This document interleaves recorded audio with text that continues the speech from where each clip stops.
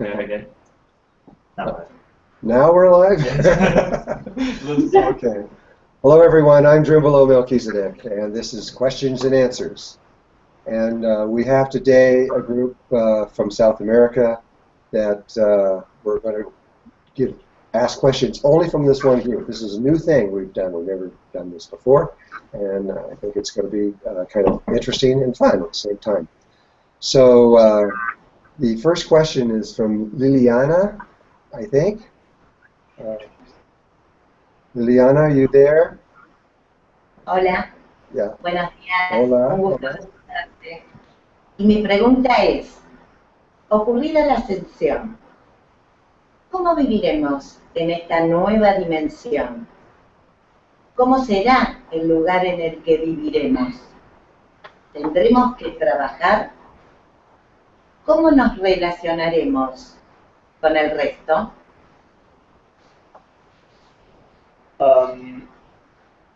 Liliana's question is, once ascension occurred, she wonders how are we going to live in this new dimension, how is going to be the place we are going to live in. Shall we have to work? How are we going to get related to other people, etc.?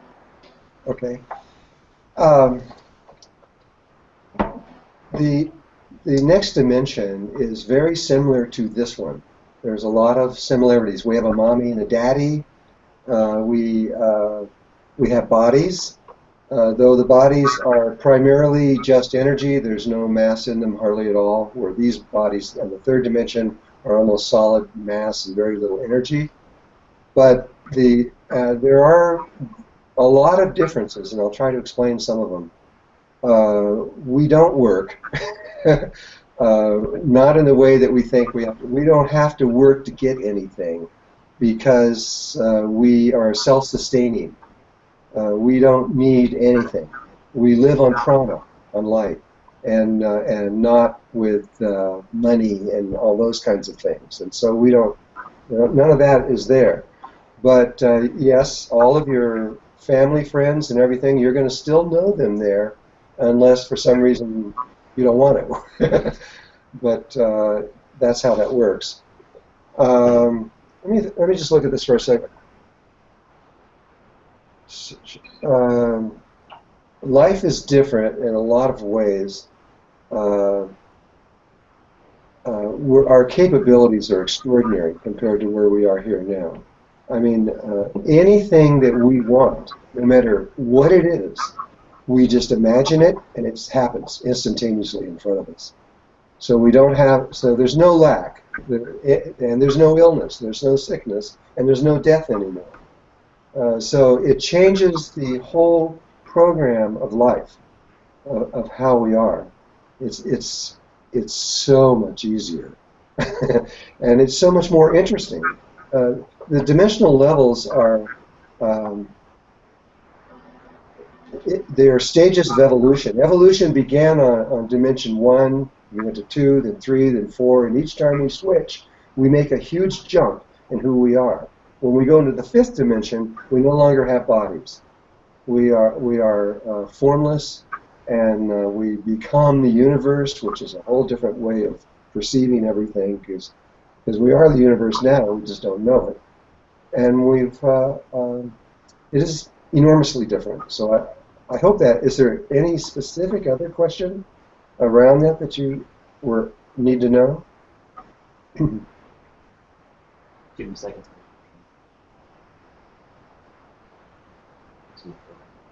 Yeah, we have a delay in all of this. Yeah, so, okay, so you're happy? Feliz? Yes, okay. All right. Karina? What is your question? Yes. Okay. Hello. Hello. Buenos días.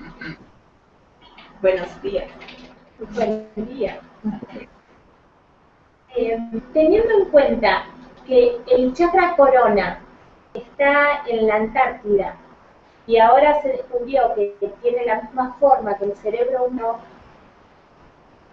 y la columna vertebral del planeta es la cordillera, la pregunta es, si podemos interpretar que la Antártida siempre fue el norte del planeta. Y bueno, y por eso también el cambio de los polos magnéticos y físicos, ¿es literal o metafórico? Gracias. Okay. The question of Karina is that considering that the crown chakra is in Antarctica and it has a similar shape than the human brain, and that the Andes is the backbone of the Earth, Karina question wonders is, can we infer that Antarctica was and is the north of the planet? That's why she also asks you, is the change of the magnetic and the physical poles of the Earth literal or metaphorical? Maybe it was always north and we're not able to perceive it. Okay, this is a very complex question, and I'll do the best I can. First of all, when we say, I have to look down here, the crown chakra is the Antarctica, and that it is a similar shape of the human brain, and that the Andes is the backbone of the Earth, that is an assumption that may be right and may not. Actually, if you go into Russia, they would tell you something very similar, but in Russia. And so different countries tend to see themselves as the center of everything, but there's enough validity in this to look at it. But the north and south pole of the planet is constantly changing. The sun, for example, changes its polarity every 7 days, but it's a rhythm that it does. It's not quite 7 days. It's based on the moon, and so the sun just right now it changes its primary polarity every 11 years with the solar cycle. It just did. It just a few weeks ago, the sun changed its polarity. The Earth, though, doesn't change its polarity very often.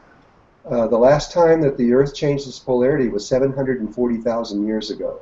Now, I did on another broadcast say it was longer than that, but science has corrected that in just recent times, and they're clear on this whole thing. So it takes long periods of time for the Earth to change polarity. We are about to do that right now. We are in that process at this moment, about to change the polarity from the north to the south. Now there's another thing about magnetics that the Earth has never come to grips with. If you look at just a magnetic field, and the north and south pole of the magnetic field for just a magnet, in the United States, we say north is north and south is south. So if you just take the magnet and stick it on a refrigerator, then you know that north is what's sticking on there and what south is sticking out. But if you're in Japan, their scientists see it just the exact opposite, that the north is the south and the south is the north. So we have another thing going on that we don't agree on in the Earth, what north and south is. And so this is hard to say, but right now, whatever that pole is that's on the north, whether you see it as the north and the south, it is at this moment changing to the opposite polarity. There is whole areas in the South Pole that are not south but are north, and these areas are as big as continents, and it's growing faster and faster. This could happen any minute. Nobody really knows for sure when this total flip will take place, and they also don't know what it means, and it is a huge, massive thing to humanity, what it means. It is not just a phenomena that we watch and go away and say, well, that was nice. It actually affects every single human being on Earth, and really all life on Earth. It probably is, and there's no science evidence on this, but it is probably the reason why the polarities of human beings are changing all over the Earth right now. Why there is so much gay activity, you might say, and which never existed on those levels before. And it is probably associated with the shifting of these poles and because we are Mother Earth, we are the same, and if she changes polarity, why wouldn't we? But there are a lot of other changes. There's like 35 major diseases that are going on Earth, that most scientists don't know are attributed to it, but they're attributed directly to the magnetic poles. Both Russia and England have done the science on this and have come up with this. So I can't tell you for sure if what you're asking me is real or not real, and because there are so many factors in all of this.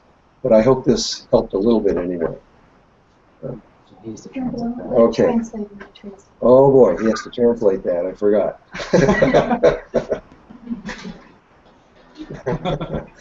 If you want help, just ask me.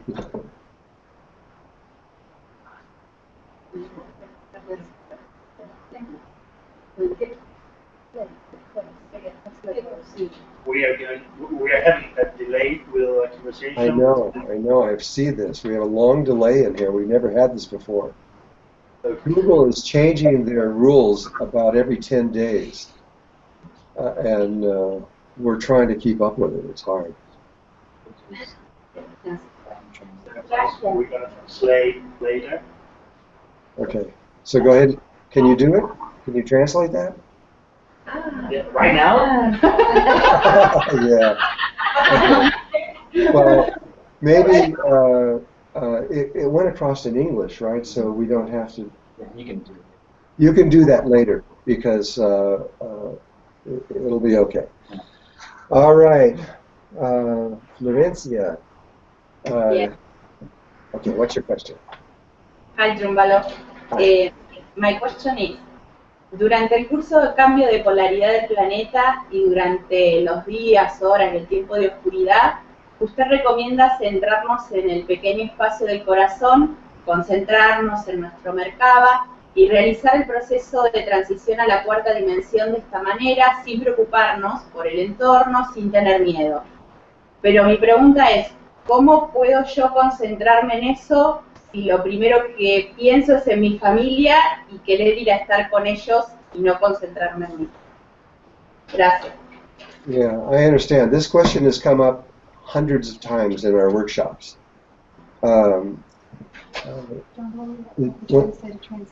Okay, translate that. Go ahead.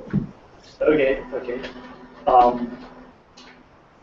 Friends here say that during the course of the Earth change of polarity, during the times of darkness, you recommend to focus on small space in the heart, to concentrate on our Merkaba and make the transition to the fourth dimension in this way, without worrying about environment, without fearing at all. So Francia wants to know how can she get concentrated on that if the first thing she thinks of at that moment is to be with her family and worry about their welfare.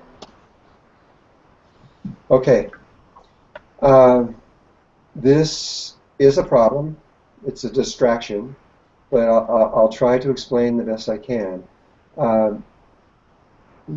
Your children are your children, but they're not really. They belong to the cosmos, and they're not really children. They have been alive before this universe was ever created. They are just coming through you. And translate that. So go ahead and translate that. But they don't need to translate that for her. She knows it. Right? You heard me. You understand me? Okay, so he doesn't need to translate it. First of all, children under puberty, from about 14 years old down, you have no worries about them at all. They know exactly what to do. When this vibration, there's a vibration that starts happening all over the world, and the children, when they feel this in their hearts, they know that they're about to be born again. They just went through it to get here on Earth, and they have full memory of it. And so really you don't have to worry about your children if they're under puberty. It's just not a problem. In fact, you might actually talk to them during this time because they're going to know more than you. But if they're over puberty and up in higher ages, and 15, 17, 20, or whatever, then your responsibility lies in making sure that they understand what to do and how to get the training of exactly how to make this transition. But once we're in that transition, once it's beginning and it's truly actually happening, and you're going to know when you're in this, because this is not normal, and you will know that something huge is taking place. You must drop your attention off of everything and every person in the universe away and only think about yourself. I know you might think that's kind of selfish, but there is nothing you can do once you're in the process. There is nothing you can do for anyone, anywhere. All you can do is this is a transition that's between you and God, and it'll be the same for your children. They'll make it, don't worry. Every single last person on earth is going to make it through there, regardless of how bad they are in their lives or how good they are in their lives. It's not going to make any difference. Every person is going to make it through, and there will be different ways that they make it through, but they will make it through. And I'll talk about those ways because you have a question coming up that we'll discuss that in a little bit. But you've got to trust yourself, and you've got to trust God, and you just have to take a deep breath and believe that everything is going to be fine, because it will be fine. But if you start thinking that I must get to my children or I must help them, it will just hurt you because you need to be focused during this time. So that's the answer for that question. Yes, thanks. Okay. The next person is Daniela. Hola, hola Drunvalo. Hola. Te amo mucho. Bueno, hablando de la ascensión, en un video tuyo recientemente dijiste que nosotros moríamos físicamente y pasábamos a la cuarta dimensión automáticamente. Mi pregunta es, si estamos preparados para la ascensión a la cuarta dimensión, ¿también estamos preparados para una muerte física? ¿Vamos a sentir la muerte física? Gracias. Speaking of the ascension, in a recent video, you say that we die physically and we pass automatically to the fourth dimension. And then the question is if we are prepared to step into the fourth dimension, are we also prepared for physical death? Okay. Daniela, that question or that understanding was talked about 2 times before, and we're going to talk about it again right now. You may die physically, but you may not. It depends. There's 3 ways right now that you can pass through to the other levels of existence, and that is that you can go through ascension, which is what is the ATIH, Awakening Illuminated Heart. That's what that information shows you how to do. You can also use what Jesus said, Jesus. You could use resurrection, which is different. In ascension, you have the knowledge to go all the way through without dying. And in doing that, you simply disappear. Just poof, you're gone. There's no dramatic sounds or anything or ball of light or anything. You just disappear, and you are now passing through into the next level of existence. If you go through resurrection, you do die, and then in that period of time directly after death, before you actually make the transition, which is usually 2.5 to 4 days, during that time, you reconstruct your body, because your body is simply an image within your consciousness, and you know that, and so you reconstruct your body and you bring your body with you. In both cases, ascension and resurrection, you must bring your body with you. If you get there without your body, you didn't do it right, and you'd have to come back again. But you guys will do it right because you know what you're doing. And but you have to bring your body with you. And the other option is that you just die, which is what almost everybody on Earth is going to do. They're just going to die, and it's no different than any other death, really. It's just we're all going to die anyway, so it doesn't really matter. Only this time it'll be different because it has been set up in a different way. The Great White Brotherhood was created just prior to our DNA being born on Earth. That was about 220,000 years ago. And Melchizedek Melchizedek, my great-great-great-great-great-grandfather, was the one who set this whole thing up. And in there are 72 orders. Each one has a different purpose, and it comes in and out of existence in a different pattern. But so the first order is Alpha and Omega, Order of Melchizedek, and the last order is the Brotherhood of the Seven Rays, and that is in Bolivia. And that one was set up in that place because that's where the primary activity is going to be coming from at this time, because that's where now where the Kundalini is just a little ways away from there in Chile, and the energy is very strong. And so anyone who dies during this process will pass through, literally pass through the space of Bolivia, where there will be people there that will process them in a way that they will know exactly what to do and how to proceed from there into the next level. When they get into the fourth dimension, there will be three different places they go into. There's the 10th, 11th, and 12th overtone of the fourth dimension. And it's just like music. It'd be the 10th, 11th, 12th note of the chromatic scale. The ones that die go into the 10th one. The ones that go through resurrection go into the 11th one. The ones that go into ascension go into the 12th one. But they all process, and when it's all over with, everybody's in the 12th overtone. And it won't make any difference at all how they got there or anything else. This all has to do with the original instructions when this universe was created, that we try all possibilities. And it's just that if there's a possibility, we have to try it if we can. And if we don't, and that's really what's going on here. It isn't that one person is better than the other. It's not that at all. It's just simply that we're trying different possibilities. And the end result is that we're all in exactly the same place, and we're all in the same condition, same everything. We're all the same.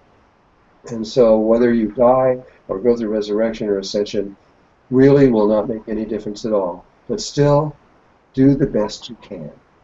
That is something we have for the source of life. We in all of our hearts, we've said this is what we're going to do. So you just do the best you can. If you know how to ascend, do it. If you know how to resurrect, do that. And we all know how to die. It's easy. Okay. I hope that answers your question. And so I'm going to go on to Mabel. Is it Mabel?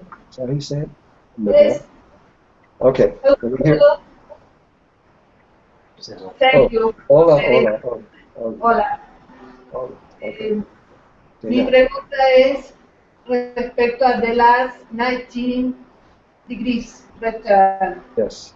Tú lo habías puesto en tu sitio web, esta meditación, y luego la retiraste. Quiero saber si estamos preparados y listos para que se haga público y si se va a poder más adelante enseñar esta meditación. Okay, go ahead and repeat that. In consideration to the last 19 degrees turn or 18th reading, which has been published on your website, Mabel wants to know if you can make that information public and available again to everyone, and will teachers be able to impart it in their workshops? Okay. We're asking you not to do that, and here's why. First of all, you're suggesting that we give it to the entire world, but the entire world can't use that information. Only people that can use that information are those that understand ascension.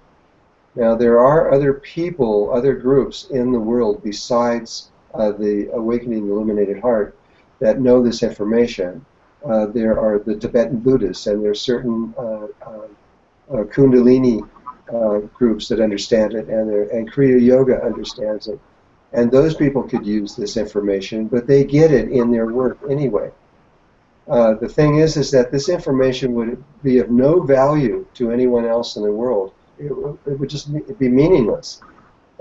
Because unless you are in your tiny space of your heart and you have connected through the tongue up into the brain, and all your beams of light and your halo and everything is connected up there at that moment, you can't use that information. It's meaningless. And so we have put it on this website, but we put it, but I did it personally so that every student when they go through there, they then have access to that and they can do it. So rather than each teacher giving this information, which is very precise, it's better if they just go in and get it all exactly the way it's supposed to be. Because if we know that when teachers teach, they make mistakes, and in this case, since this is so important, it's better if they just go into the website after they've learned this information and get that information directly from me. I'm just trying to be as efficient as possible and make sure that there's no mistakes. But so now that you've heard that answer, do you have something else to say about that?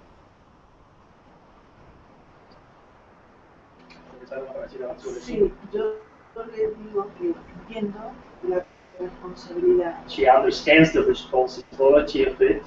Pero mi pregunta es porque ha habido estudiantes que yendo But her question is that there's been some students that going into del pequeño espacio del corazón from the small space in the heart, han tenido la experiencia de que su ser le ha mostrado el otro they pequeño have had the espacio. experience that the superior being have shown them that space, other space. Ascension Han is tenido la experiencia Ascension is a very complex thing, and there is no straight one answer to each person. People are coming from all over the universe, and they're in human bodies, and so if they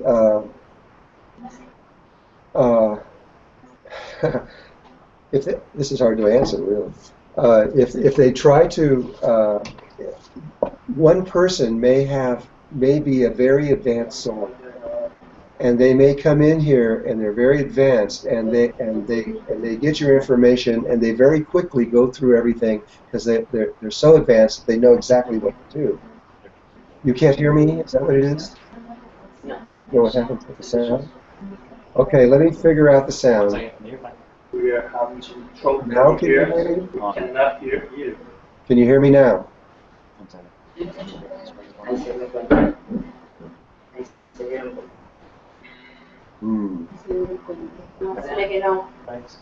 cannot hear you. We can't. Yes, I hear that you can't hear me. We do not hear you. We know that. We don't know why. Can you hear us? Yes, but you can't hear me say yes. Ay, che, no me deja. No, no puedo. Is it working now? Can you hear me now? Yes? See?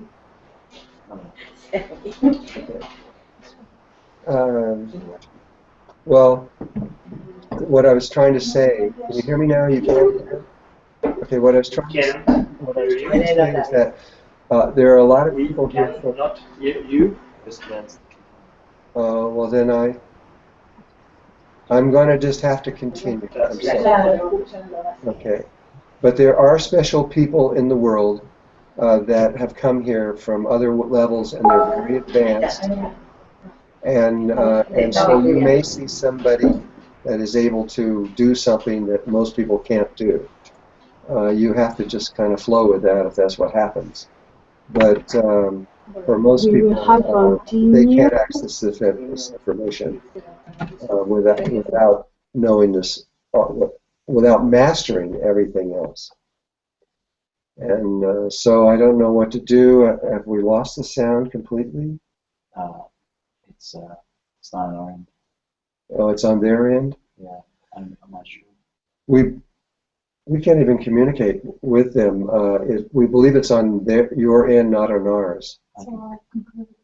It's the rest of that.